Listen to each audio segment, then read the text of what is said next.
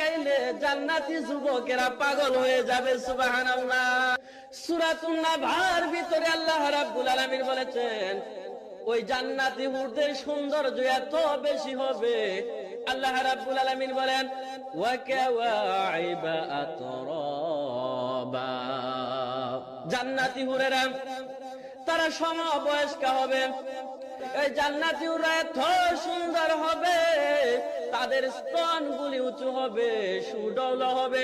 জান্নাতীরা ওয়া কাওয়াইবা, জান্নাতি হুরদের স্তনের দিকে তাকাইলে জান্নাতি যুবকেরা পাগল হয়ে যাবে। সুবহানাল্লাহ। সম্মানিত ভাইয়েরা আমার, কাবুন কাওয়াইবা শব্দটা কাবুন থেকে এসেছে।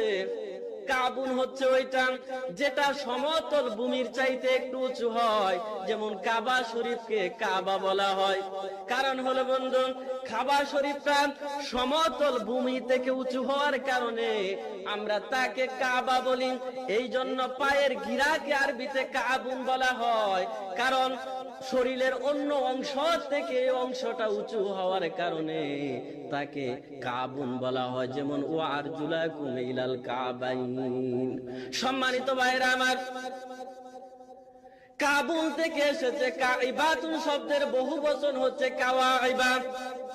আল্লাহ রাব্বুল আলামিন বলেছেন জান্নাতি হুরদের স্তনগুলা উঁচু হবে, সুদর্শন হবে, দেখতে মন চাইবে।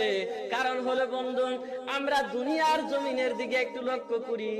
দুনিয়ার জমিনে যেই সমস্ত সুরসী সুন্দরী রূপসী নারীগুলো আছে, তাদের চেহারা অত্যন্ত সুন্দর, কিন্তু বুকের অংশটুকু যদি লেভেল হয়ে যায়, যদি সমান হয়, তার দিকে যুব সমাজের কোনো আকর্ষণ থাকে না। আল্লাহ রাব্বুল আলামিন মানুষের রুচি অনুধাবন করতে পারে।